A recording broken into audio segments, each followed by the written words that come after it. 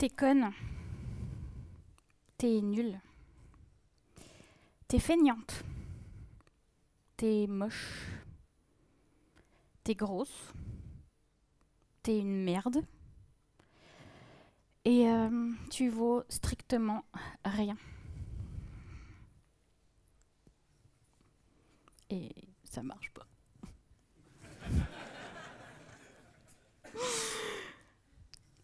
Je te déteste. Bon, je le dis en souriant, mais c'est pas vrai. Donc, je me parle comme ça, en fait, depuis 38 ans, tous les jours et toutes les minutes. Et il n'y a rien qui marche aujourd'hui. Ok. Bonjour, je m'appelle Manon. En 2021, j'ai traversé une dépression et j'étais en arrêt de travail pendant 11 mois. Alors aujourd'hui, je veux non seulement vous raconter mon histoire, vous aussi vous aider à comprendre ce qu'est la dépression, mais aussi, si vous en traversez une ou vous en avez traversé une, que vous n'êtes pas tout seul. En janvier 2021, pour moi, en fait, tout semblait bien aller. Sur le papier, je réussis. Je vis à Montréal, j'ai une belle carrière, je travaille dans la start-up la plus hype en intelligence artificielle. Je viens d'avoir une promotion, je suis lead designer.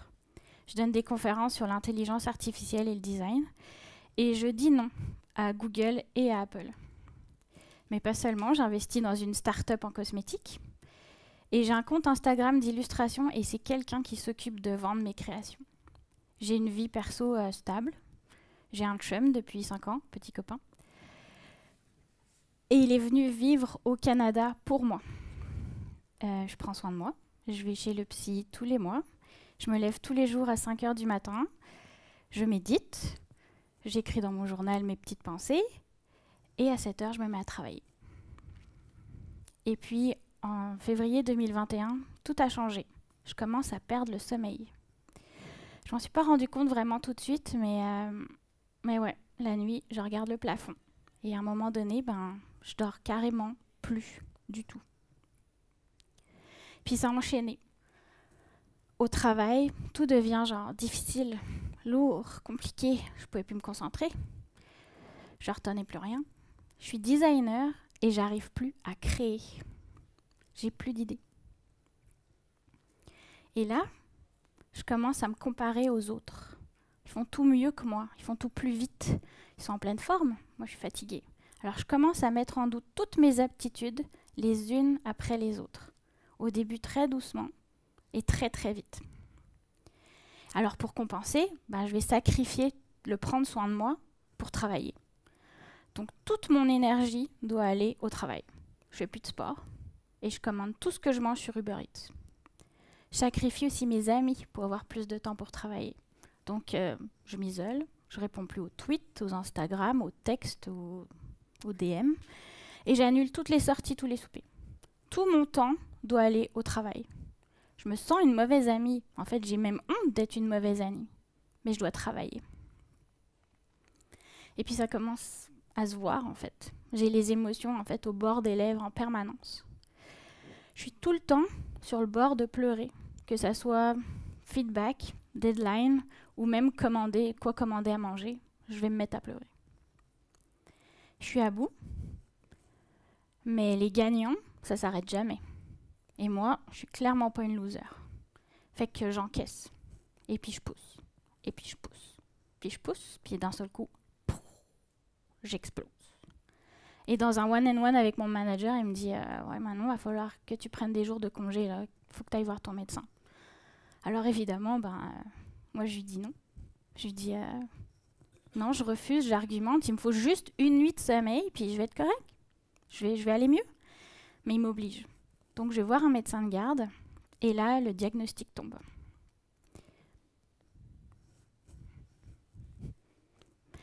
Burn-out. Et le verdict, je dois prendre 3 mois de repos. Dans ma perception, un burn-out, je suis presque contente en fait. Je suis comme waouh, c'est cool, j'ai trop travaillé. Donc, on doit m'obliger à prendre du repos.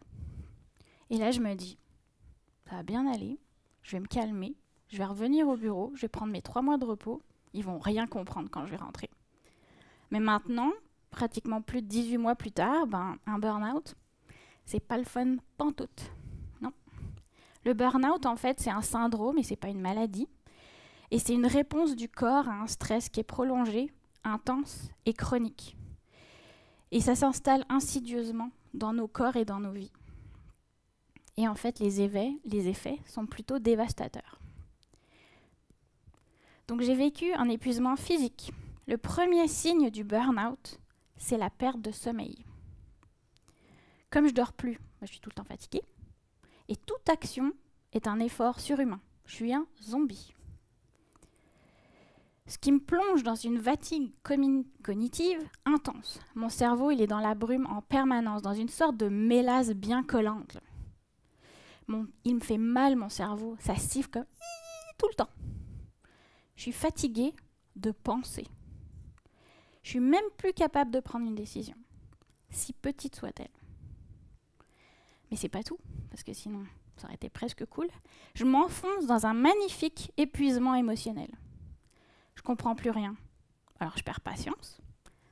Donc je perds patience, je fais des crises de larmes. Je fais des crises de larmes, fait que je crie. Et je perds le contrôle. Puis après, je me sens coupable. Alors qu'est-ce que je fais ? Je repleure. Et ça s'arrête jamais. Et comme ça, tout ça, c'était pas assez, mon médecin de garde, il m'enfonce encore plus. Tout ce que je fais, c'est pas correct. Donc ça renforce en fait tous mes symptômes. Le burn-out, ou l'épuisement professionnel en bon français de France, c'est 2,5 millions de salariés juste dans l'Hexagone.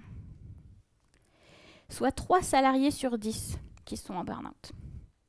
Les managers, ils s'en sortent mieux, ils sont mieux payés. Non.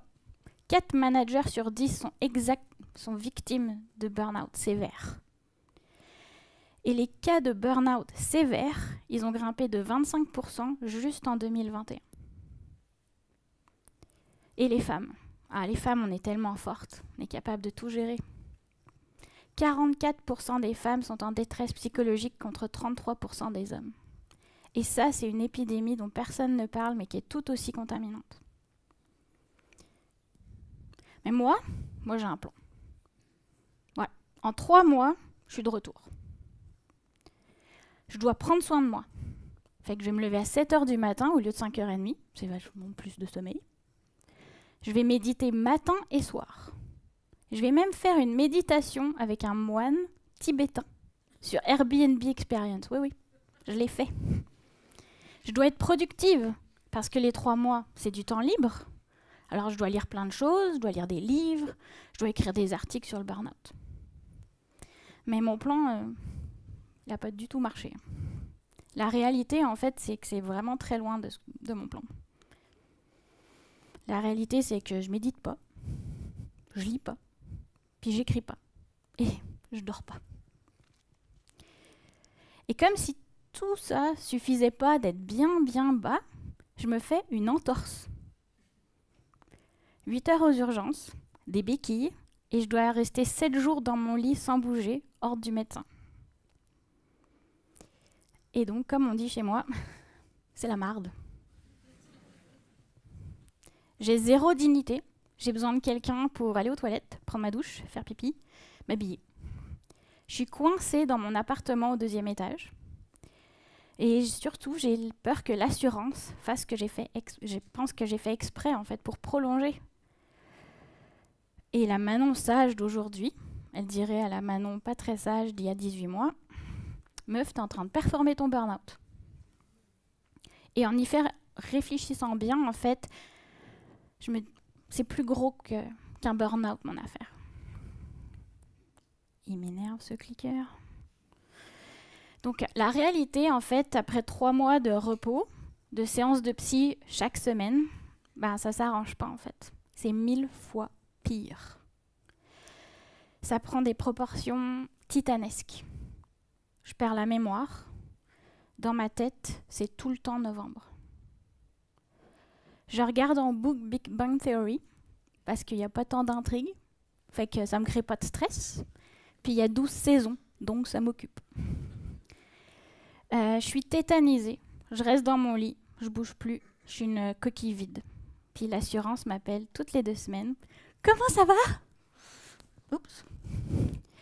Et ça, c'est la question qui tue parce que est-ce que je vais si mal que ça? Je ne sais même plus en fait. Alors, je vois un nouveau médecin, une gentille médecin. Et elle a un nouveau diagnostic pour moi. Et c'est pas un burn-out.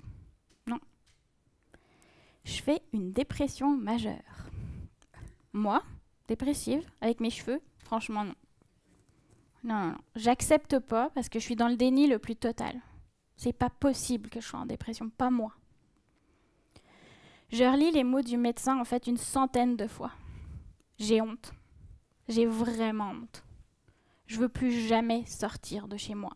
Je veux plus que personne ne me voie. Le burn-out, c'était acceptable, mais pas la dépression. Non. J'ai peur. J'ai peur que personne ne me croie parce que la dépression, ça se voit pas. Et si je restais comme ça le reste de ma vie? Et ce que je ressens à ce moment-là, c'est que j'ai raté ma vie, c'est que je suis une loser et je me sens vraiment toute seule. Et pourtant, en fait, si on regarde autour de nous, eh bien, il y a une personne sur 5 qui a souffert ou souffrira d'une dépression au cours de sa vie juste en France. Il y a 3 millions de personnes qui ont vécu une dépression en France au cours des 12 derniers mois.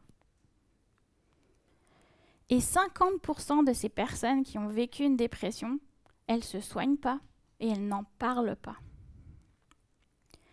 Et la dépression touche 2 fois plus les femmes que les hommes. Et tout ce que je ressens, en fait, la honte, tout ça, c'est tout construit sur des clichés. Il n'y a que les feignants qui peuvent se permettre d'être en dépression, devraient se donner un bon coup de pied au cul.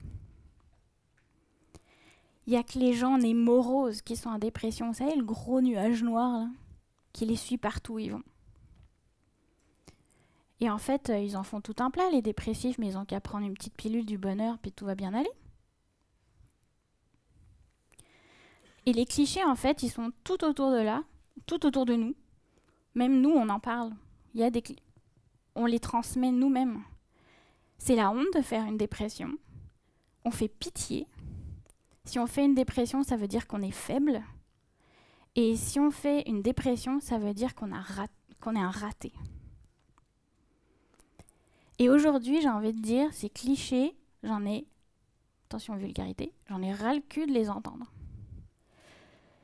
C'est tellement réducteur par rapport à ce que c'est de vivre une dépression.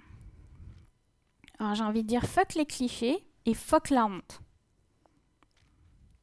Alors avant qu'on aille plus loin, je vais prendre une pause, c'était intense quand même. Et en fait, on va aller voir ce que les scientifiques ils disent de la dépression. Ce qu'on sait, c'est que la dépression, c'est une maladie, contrairement au burn-out. Et elle est complexe. Et elle peut être liée à l'hérédité, la biologie, mais aussi provoquée par les événements, les habitudes de vie ou le milieu de vie. La plupart des gens, en fait, on comprend à peu près ce que la dépression, c'est de l'extérieur, à ce qu'on voit, c'est-à-dire l'absence d'émotion, l'absence de motivation ou l'absence d'énergie. Mais qu'est-ce qui se passe, en fait, à l'intérieur d'une personne quand elle vit une dépression? Alors aujourd'hui, on sait qu'il y a vraiment une différence entre un cerveau sain et un cerveau déprimé. Et ça s'appelle la neurobiologie de la dépression. Et pour bien comprendre, en fait, je vais vous expliquer ça par une métaphore toute simple. Le cerveau, c'est comme une ville. Tout est connecté, les informations, les messages se transmettent sur des autoroutes et même des petits chemins. Quand on a une idée, elle illumine tout un quartier et elle file se répandre dans la ville. Quand on vit un moment heureux, il y a un petit chemin qui se crée vers un souvenir. Or, quand on vit une dépression, en fait, on observe un déficit ou un déséquilibre de certains messagers chimiques, comme la sérotonine. Et la sérotonine, en fait, c'est une hormone et un neurotransmetteur qui nous aide à nous sentir équilibrés et qui contribue à notre bien-être. Sur les 40 millions de cellules de notre cerveau, la sérotonine influence la plupart d'entre elles. Donc, l'humeur, l'appétit, la mémoire, le sommeil et aussi notre besoin de connexion sociale est lié à la sérotonine. Donc, lorsque la sérotonine est déréglée, tous les aspects d'une personne sont affectés. Ce qui veut dire, pour notre ville/cerveau, c'est que la lumière de la ville, elle diminue. Le trafic est ralenti, voire il s'arrête. Les chemins disparaissent, on perd la mémoire, on perd des souvenirs. Et la ville, elle devient une coquille vide où il n'y a plus rien qui se passe. Alors la dépression, c'est vraiment une maladie qui n'est pas du tout banale.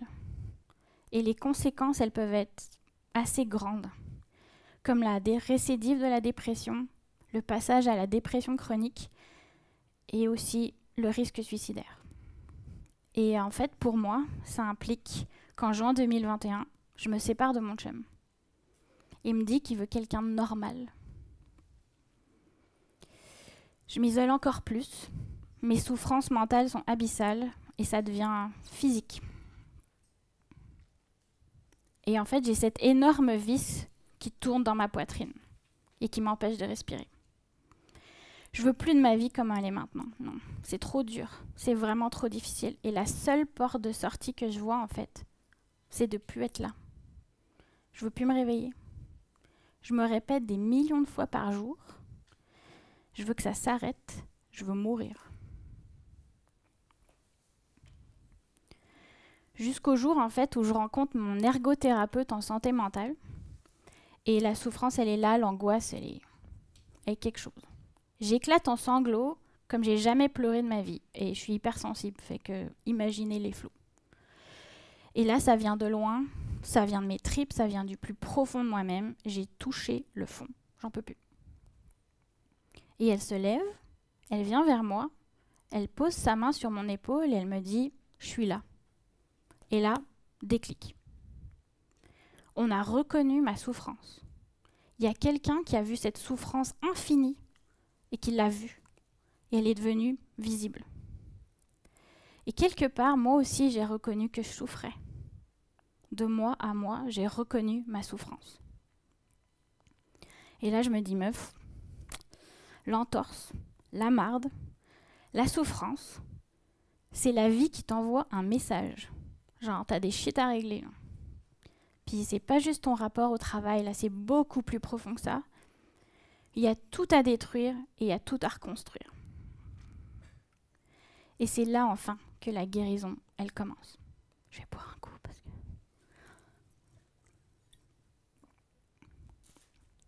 La dépression, c'est absolument tout remettre en question. Tout. Alors, ok, maintenant, je vais l'admettre. Je suis en dépression. J'ai une maladie, je suis dépressive. Mon corps, mon cerveau, mon esprit sont en souffrance. Pourquoi ? Alors la Manon d'avant aurait dit « c'est de ta faute. T'es trop sensible. Tu sais pas t'adapter à ce monde. » Mais maintenant, on voit les choses différemment. Enfin, on essaye. Et je me dis « et si c'était pas moi le problème ? Et si j'étais pas trop sensible ?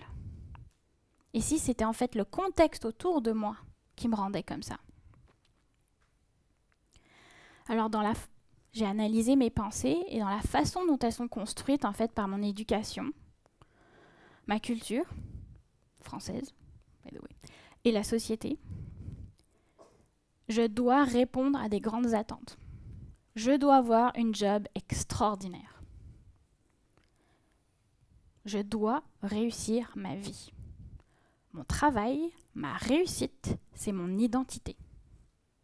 Mais pourquoi ?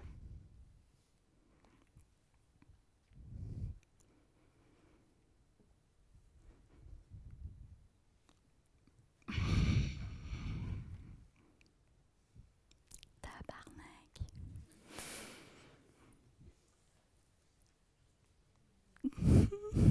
Ne pas perdre son sang-froid. Ok, bon, fuck off. Alors j'ai une théorie. Oui, j'ai une théorie. On va pouvoir rire là, on va relaxer. Laissez-moi vous présenter la pièce montée de la dépression. Oh. Ok, bonjour l'enthousiasme. Hein. Ok, pour le premier étage du gâteau. Notez la recette parce que ça pourrait épater vos amis pour les manifs. Tu prends toute une génération d'enfants nés entre les années 80 et 2000 et tu les fais frémir dans un premier bain-marie. On se croirait à Top Chef. Le culte du métier passion. Suis ta passion et tu ne travailleras pas un jour dans ta vie. Puis comme leur boulot, c'est leur passion, ils doivent toujours dire oui, ils doivent être toujours optimistes, ils doivent jamais être malades, parce que c'est trop bien, c'est leur passion. Et ensuite, qu'est-ce qu'on va faire avec ce beau petit mélange? On va les faire épaissir, avec le culte du héros. Basé sur tous les entrepreneurs qui sont vénérés, là, Steve Jobs, Bill Gates, Larry Page, Steve Zucker, machin, j'aime pas son nom, Jeff Bezos, et sans oublier le plus grand connard de la planète, ouais, Elon Musk, qui un jour a tweeté « Personne n'a changé le monde en 40 heures ». Alors on doit créer de l'impact, on doit toujours dire oui, on doit répondre à nos courriels, les Slack, les appels le week-end. On doit agir comme des héros, malgré les effets négatifs considérables que le surmenage peut avoir sur la santé mentale, physique et émotionnelle. Et enfin, on va prendre ça et on va l'arroser de quelques gouttes de culture capitaliste. Ils doivent être l'employé productif. Ils doivent avoir leur outlook rempli. Ils doivent en faire plus. Parce que plus tu fais, plus tu as de valeur. Et c'est comme ça qu'on a des promotions. Et c'est comme ça qu'on nous éduque depuis la plus tendre enfance à l'école. Ça nous donne en fait une génération d'humains qui se sentent comme s'ils ne faisaient jamais assez. Vous pensez que je dis des conneries? Bon, je sais que non, mais... Un sondage en fait distribué dans 17 pays européens montre qu'un employé sur 10 fait plus de 20 heures de travail gratuit par semaine, quand les autres en font juste 9,2. Ça fait beaucoup d'heures de travail gratuit. Pour le deuxième étage du gâteau, tu prends tous ces employés qui travaillent en tech ou en start-up, comme vous appelez ici la Startup Nation. Et là, on va les noyer, tour à tour dans 3 préparations. Préparation 1, l'ultra-performance. Ils doivent être performants en tout de suite, ils doivent aller à 1000 km/h, ils ne peuvent jamais ralentir. Si tu ralentis, c'est que tu manques de vision.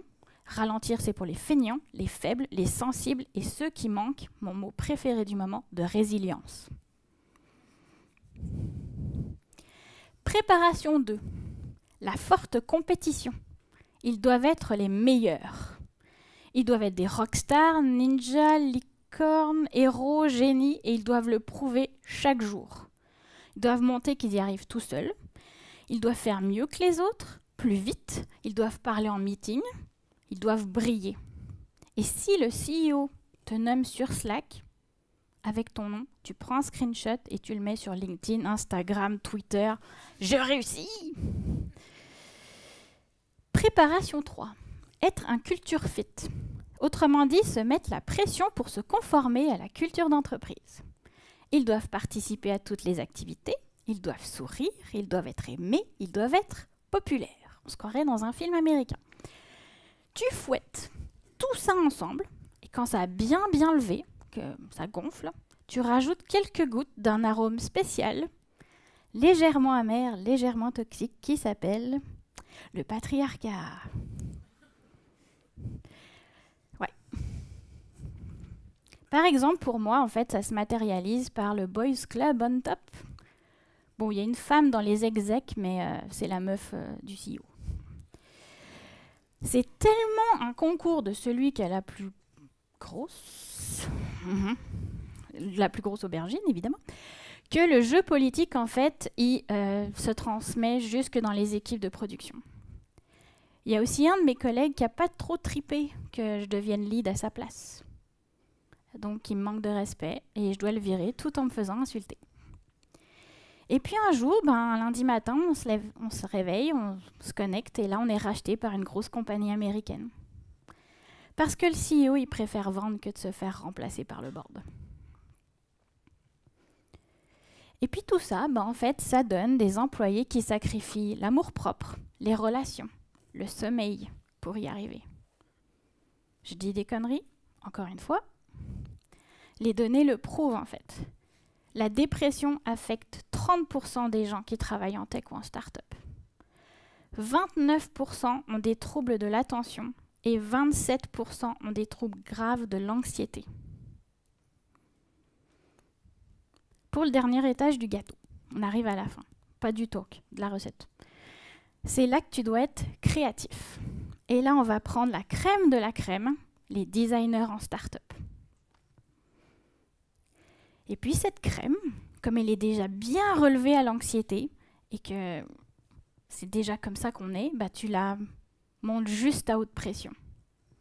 Ils doivent créer tout le temps, être original, être innovant. Et tu la laisses surtout pas se reposer et tu la compares direct avec les autres crèmes.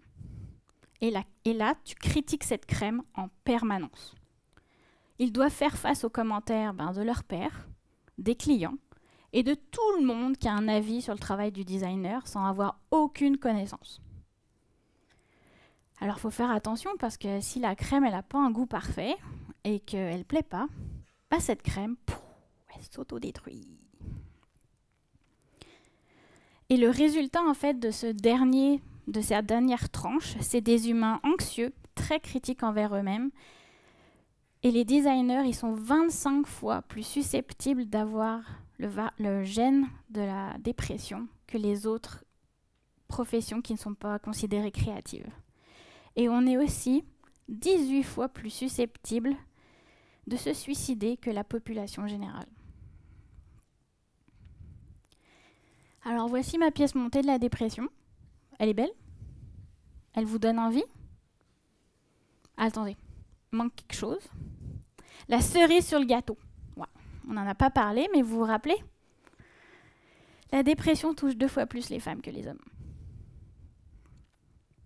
Et moi, ce gâteau, je l'ai mangé, mais avec fureur, pendant 14 ans. Et c'était un peu écrit dans le ciel que ça allait me tomber sur le cœur. Alors pourquoi j'ai mangé ce gâteau toutes ces années sans jamais me poser une question? Et c'est là, en fait, que là, je me dis, la dépression, c'est vraiment détruire toutes nos fondations. Et j'ai eu cette révélation en écoutant une interview de Jim Carrey, et je trouvais qu'il exprimait parfaitement ce que j'étais en train de découvrir, en fait, sur la dépression. Et je vais vous le laisser l'expliquer. You know, like people talk about depression all the time. The difference between depression and sadness is just, from happenstance. Whatever happened or didn't happen for you, or, grief or whatever it is. And depression is your body saying, fuck you, I don't want to be this character anymore. I don't want to hold up this avatar that you've created in the world. It's too much for... La dépression, c'est ton corps qui te dit « Va te faire foutre, je veux plus être ce personnage. Je veux plus porter cet avatar que tu as créé dans le monde. C'est trop pour moi. » Et en fait, si je suis vraiment honnête avec moi, oui, j'ai été un personnage. J'ai joué un rôle pendant des années. Elle en retourne à la même question. Pourquoi? Et je me suis rendu compte, en fait, que j'étais en mode survie depuis l'enfance. Je me suis créé des règles ultra rigides que j'ai suivies à la lettre pour survivre à mon environnement. Je ne dois pas être le problème, sinon on ne peut pas m'aimer. Je dois être aimable pour être aimée.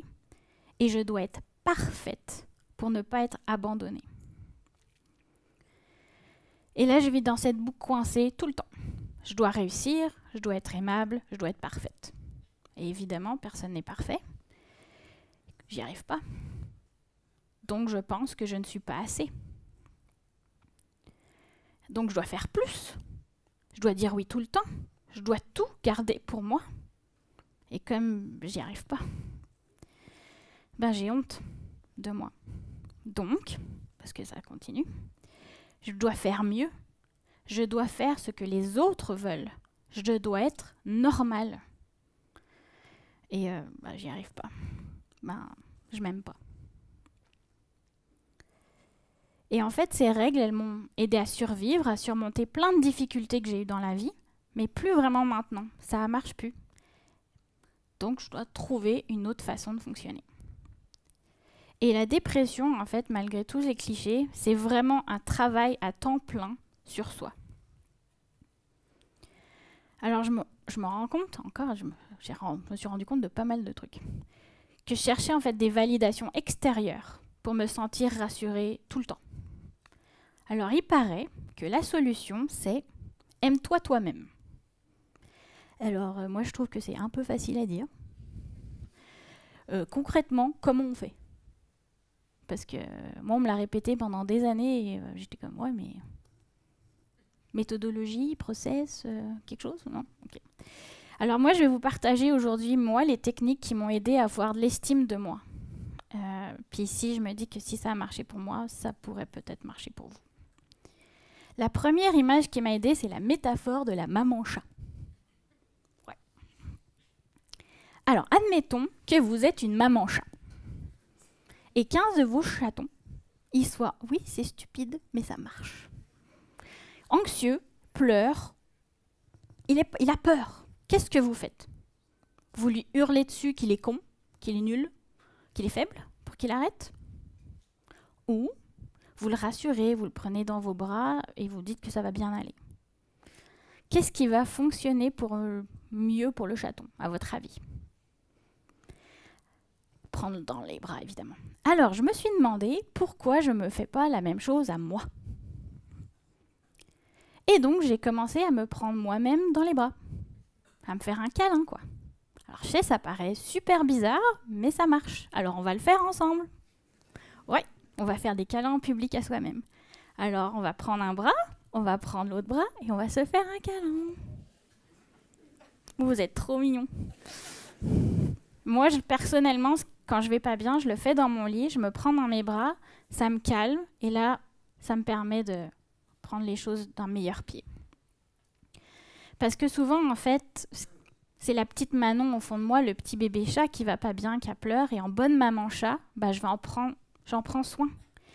Et ce que j'ai appris avec ce câlin, avec ce geste ultra simple, c'est que non seulement moi je vais me traiter avec bienveillance, mais quand je me traite avec bienveillance, je me parle avec bienveillance. Et pour renforcer en fait ce changement de dialogue interne et le conseil d'une amie, Véronique, j'ai écrit sur chaque miroir de mon appartement « Je suis assez », mais en anglais parce que je vis à Montréal et que c'est plus cool. Donc j'ai mis I am enough quand même. Et donc pour moi, en fait, être assez, c'est à dire que je suis assez telle que je suis. J'ai pas à me modifier pour que les gens ils m'aiment. Et à chaque fois qu'en fait que mes yeux ils tombent sur cette phrase-là, bah, ça renforce mon dialogue interne. Et puis grâce en fait à toutes ces idées, ces renforcements, bah, j'ai commencé à avoir de l'estime de moi. Alors vous allez me dire, c'est bien beau tout ça, mais moi au bureau, je vais pas me prendre dans les bras devant mes collègues. Ou je vais pas écrire « je suis assez » sur tous les miroirs des toilettes. Je suis d'accord avec vous, mais ça en fait, c'est des outils ce que j'appelle d'urgence. Et ces outils en fait, ils m'ont permis d'avoir un certain niveau de stabilité pour faire le travail beaucoup plus profond qui s'en vient. Donc pour moi, changer ma façon d'être au quotidien, ma psy m'a introduit à ce qu'on appelle la méthode ACT. C'est une matrice toute simple, c'est un outil basé sur la thérapie d'acceptation et d'engagement. Attention, thérapie. Donc c'est très pragmatique et son but en fait c'est de créer une agilité émotionnelle. J'utilise des mots que vous connaissez là. Donc ça veut dire c'est quoi une agilité émotionnelle ? C'est-à-dire de ne pas lutter contre les émotions négatives, mais de les accueillir et d'agir en pleine conscience. Autrement dit, choisir comment on va réagir quand on ressent ces émotions-là. Donc, comment la matrice, elle fonctionne ? Prenons une feuille, on va la diviser en 4 et moi, je suis au milieu. En bas à droite, je vais lister mes valeurs, c'est-à-dire les gens, les intérêts, les actions qui sont vraiment importants pour moi. Et juste pour moi, pas pour les autres, pour moi. Par exemple, l'honnêteté, ma pote Estelle. En haut à droite, je vais lister mes actions engagées, c'est-à-dire les actions que je fais quand je suis alignée avec mes valeurs. Par exemple, danser, the fuck? Qui a osé ne pas éteindre son téléphone quand on parle de dépression? Ok, chanter mal sous ma douche. Maintenant, ma blague, elle compte totalement à plat. Ok, bon. Fait que ça, c'est côté à droite. Maintenant, on va passer au côté gauche de la matrice. On va plus dans l'introspection, ce qui va faire un petit peu mal. En bas à droite, je liste mes souffrances, c'est-à-dire les émotions que je ressens et que je veux pas, comme l'envie, la colère. Et en haut à gauche, là, je vais lister mes réactions à la souffrance, c'est-à-dire qu'est-ce que je fais quand je veux fuir, éviter ou faire diminuer les émotions que je veux pas vivre, voire même les supprimer, comme ne pas en parler et tout garder pour moi. Ça, c'est une belle réaction à la souffrance. Alors maintenant, on va mettre à l'épreuve avec un exemple cette matrice avec un truc qui va vous faire rire. Alors, il m'arrive, croyez-le ou non, enfin, vous avez vu, je peux vivre de la jalousie. Et la jalousie, ça me fait réagir de la façon suivante. Je mange 4 éclairs au chocolat, et ils sont moins bons qu'en France, à Montréal. Je vais prendre 2 Big Mac, je vais aller sur fnac.com, et je vais m'acheter tous les coffrets CD de Laurie. Alors que je les ai déjà achetés 3 fois, et que j'ai pas de lecteur CD. Donc toutes les pensées en fait qui me passent par la tête quand je vis de la jalousie, c'est cette personne est meilleure que toi, t'es pas assez. Et j'achète toutes les pensées que mon cerveau il m'envoie. Toutes.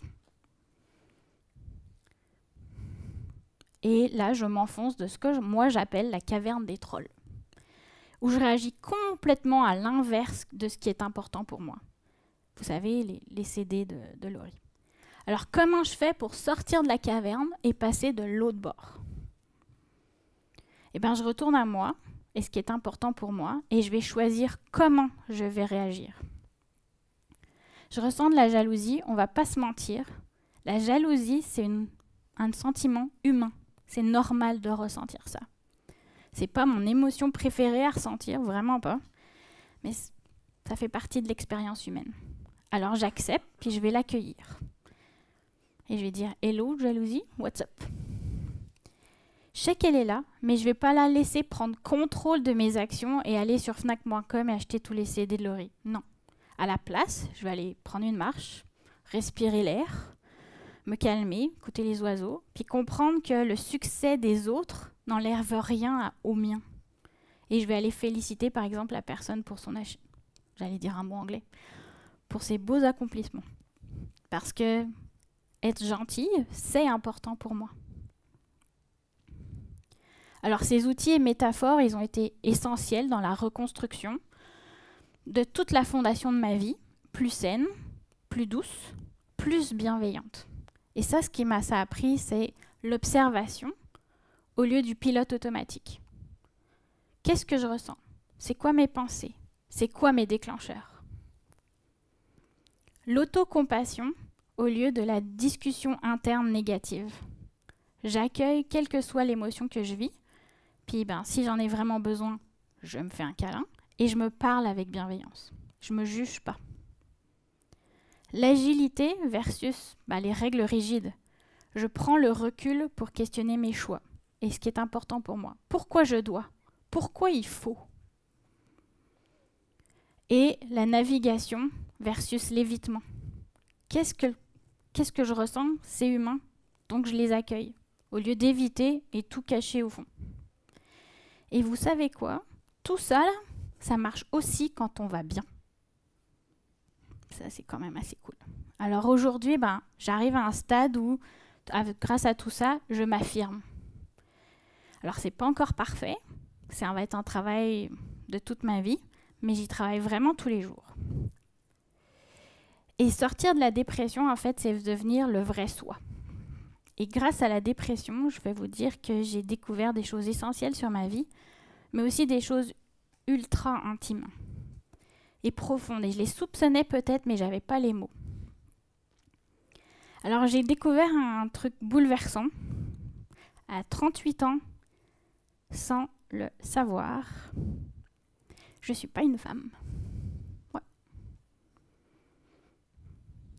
Alors je sais, sur mon passeport, canadien, français et suisse, c'est écrit femme, je le sais, je le vois. Mais moi, je me sens une personne non-binaire. Alors qu'est-ce que la non-binarité? Est-ce qu'il y a quelqu'un qui sait ce que c'est être non-binaire dans la salle? Est-ce que vous pouvez lever la main si vous savez? Ok, pas beaucoup. On va vous faire un petit cours.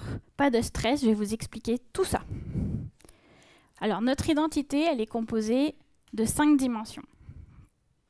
Le sexe assigné à la naissance, notre identité de genre, notre expression de genre et notre orientation sexuelle et romantique.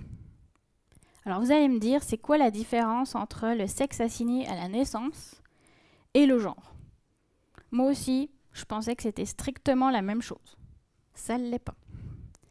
L'identité de genre, ce qu'on appelle, j'ai vraiment du mal avec la présentation aujourd'hui, c'est la façon en fait dont une personne se sent à l'intérieur, un sentiment inné. Et c'est pas forcément lié à notre sexe assigné à la naissance. Le sexe, en fait, c'est un terme qui est donné à la naissance et s'il sépare les individus en 2 constructions binaires, mâle ou femelle. Même si il y a quand même 1,8% de la population mondiale qui est ce qu'on appelle intersexe, ça veut dire qu'il y a autant de gens intersexes que de roues sur la planète. Ça fait du monde. Et en gros, le sexe, c'est vraiment lié aux organes sexuels externes. Donc par exemple, moi, Manon, je suis de sexe féminin. La société part du principe que si une personne a un vagin, elle va ou elle doit se sentir femme. J'allais pas vous mettre une photo d'un vagin quand même. Et que si un individu a un pénis, il va se sentir homme. Vous pouvez vraiment les manger. Hein. C'est des vraies boutiques. Hein.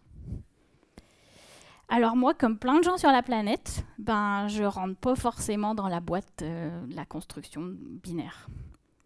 J'ai toujours été super mal à l'aise avec la féminité. Je sentais que c'était pas moi, mais en même temps, je me sentais pas garçon non plus. Et ce qui est sûr, c'est que je me sentais juste que je fitais nulle part. Et la société et mes parents me disaient tu es une fille, donc tu dois te maquiller, tu dois être féminine, tu dois avoir les cheveux longs, tu dois mettre des robes, tu dois mettre des talons, tu dois te comporter d'une façon féminine, et on sait très bien les effets dévastateurs des tu dois. Et alors j'ai joué le rôle d'une femme parce que je pensais en fait qu'il fallait que c'était ça qu'il fallait que je fasse, parce qu'il n'y avait pas vraiment d'alternative. Alors quand j'essayais d'être un peu plus moi, de me couper les cheveux ou d'avoir une salopette, on me disait que j'allais jamais être aimée et que j'allais jamais trouver quelqu'un qui m'aime pour être en couple avec moi. Et comme nous l'a dit Jim Carrey, on ne peut pas jouer un rôle sans avoir les conséquences de la dépression. Donc avec la dépression, j'ai découvert ma valeur et j'ai découvert ma valeur complètement indépendamment des attentes des autres et ou de la longueur de mes cheveux en fait. Et à partir de là, je me suis dit, mais en fait, je me suis jamais sentie femme. Et là, tilt, je me sentais juste plus neutre. Et si on prend une métaphore, si se sentir femme, c'est... Oh, j'ai laissé en anglais. Blanc et un homme, c'est noir, moi, je suis une nuance de gris. Et le point, en fait, de toutes les attentes que d'être une femme, il s'est envolé avec un terme, non-binaire. J'ai fait comme, oups, je suis libre. Et c'est une notion que j'explore encore avec une thérapeute. Et tout ce que je ressentais depuis des années avait enfin un nom, un sens et un espace. Et je suis vraiment devenue libre d'être qui j'étais vraiment. Je vais dépasser le temps, je vous préviens. Oui, beaucoup, ouais, c'est ça. Donc je me suis remise sur pied. Chaque pas était un effort vers la guérison. Et j'ai dû être patiente parce que la dépression, c'est reprendre la vie pas à pas. Donc après 11 mois, je suis retournée au travail. Et là, on a planifié un retour progressif sur 8 semaines, mais j'avais super peur.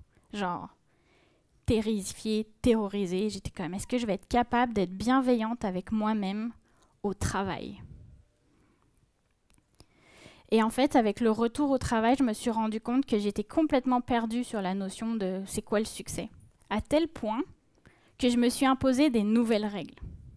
Mais pas aussi si rigides et extrêmes qu'avant, mais à l'opposé. Pour pas retomber, j'ouvrais mon ordi à 9h pile, je le fermais à midi pile, je le rouvrais à 13h pile et je le fermais à 17h pile. Et même si j'étais dans une conversation avec quelqu'un, tant pis pour toi. Je m'impliquais plus du tout. Ce que je me disais, c'était vaut mieux que je m'ennuie plutôt que de me créer plus de stress ou de passion. Réussir, c'est pas important, faut que j'aille mieux. Et aimer trop ce qu'on fait, c'est dangereux. Mais ça c'est ma peur qui me parlait encore. Du coup, je reviens à mes outils et métaphores et qu'est-ce que j'ai fait? D'abord, je me suis fait un câlin. Puis ensuite, j'ai mis de la nuance dans mes pensées, puis finalement dans ma vie et dans mon travail. Fait que maintenant, ce qu'on peut appeler la mesure de succès ou mon KPI, là, comme on dit, c'est que j'ai un job aujourd'hui qui est aligné avec mes valeurs, avec ce qui est important pour moi, et je peux aider les gens qui traversent ce que moi j'ai vécu. Et puis à 17h04, je réponds aux gens qui me parlent à 17h, mais je vais assez bien pour sourire et avoir une vie après. Et ça paraît tout simple, mais je pense que c'est ça à réussir. Chaque dépression, elle est différente. C'est pas une maladie qui est vraiment linéaire où ça fait comme ça, en haut, en bas. Non. C'est un roller coaster qui vient juste de moins en moins violent avec le temps. Je me sens moi. Je pense plus que maintenant, aujourd'hui, je suis un personnage. Clairement, là, c'est 100% Manon. Et je me sens alignée. Puis la joie, elle est de retour, parce que 11 mois sans rire, c'est vraiment très très long. Et c'est pour ça que je fais plein de blagues pourries, parce que j'ai du temps à rattraper. Et puis, comme je vous ai dit, la dépression, c'est une maladie. Fait que je suis en rémission aujourd'hui. Mais j'ai quand même 75% de chance d'en refaire une dans ma vie. Et ça, quand on sait ça, ça fait super peur. Donc je dois faire preuve d'une douce vigilance avec moi tous les jours. Est-ce que je suis alignée? Est-ce que je vais bien? Si je vis une émotion négative, je ne peux pas retourner dans la caverne de troll. Donc mon énergie, même aujourd'hui, elle est pas revenue à pleine capacité. J'arrive toujours pas à me faire à cuisiner. C'est vraiment basique ce que je fais. Et je me concentre sur ce que je peux faire, le plus petit pas que je peux faire pour aller mieux. Et je peux vous dire en fait qu'avec le recul, je suis contente d'avoir fait une dépression. Vraiment, parce que j'ai redesigné ma vie et j'ai appris des choses essentielles que je vais vous partager maintenant. Et là, c'est la fin de la... Promis, j'arrive là. Assez, c'est super. Je fais du mieux que je peux, puis ça suffit. Je n'ai pas besoin d'être parfaite. Je suis l'écologiste de ma propre énergie. J'envisage mon temps et mon énergie comme une ressource limitée, pas illimitée, limitée. Et donc, je dois veiller à me recharger. Je ne suis pas une pizza. Je ne peux pas plaire à tout le monde. Et je suis bien correcte avec ça. Les émotions, c'est comme l'épée. Ça fait mal quand on les retient. Certains vident une pièce tellement ça pue. Certains sont silencieux, mais c'est toujours important qu'ils sortent. Et tout le monde pète. Tout le monde a des émotions, même vous là. Je suis sûre qu'il y en a qui en ont lâché là, pendant la conférence. Et finalement, en vie, c'est important, même quand on se sent comme une merde. Et alors, si tu te sens pas super, et que c'est difficile en ce moment et que tu commences à plus dormir, c'est le premier signe. Parle autour de toi. Tu es bien plus aimé que tu le penses. S'il y a quelqu'un qui n'est pas en forme autour de vous et que quelqu'un, vous pensez qui vit une dépression, prenez des nouvelles, montrez que vous êtes là, sans attendre de réponse, parce que c'est trop d'énergie de donner une réponse. Mais montrez que vous êtes là. Et aussi, on peut demander comment je peux être bénéfique pour toi. Vous proposez 3 solutions, je te laisse tranquille, on en parle, je te divertis, mais jamais poser une question ouverte ou comment ça va. Ça là, non. Par exemple, pour moi, j'ai demandé à des amis de faire la cuisine pour moi ou juste d'aller marcher en silence. Et ces moments d'amour en fait et de soutien avec mes amis, ils sont gravés en moi et chaque jour, je sais que si je suis en vie, c'est grâce à eux. Et pour conclure, je vais vous prendre un petit temps, dernier, promis, pour me dire devant vous que je suis brillante, je suis forte, je suis courageuse, je suis importante, je suis belle et je suis magique et ça marche pas et je suis assez et je m'aime et c'est la vie et c'est incroyable et ça marche pas du tout. Voilà, c'est ça. Merci beaucoup.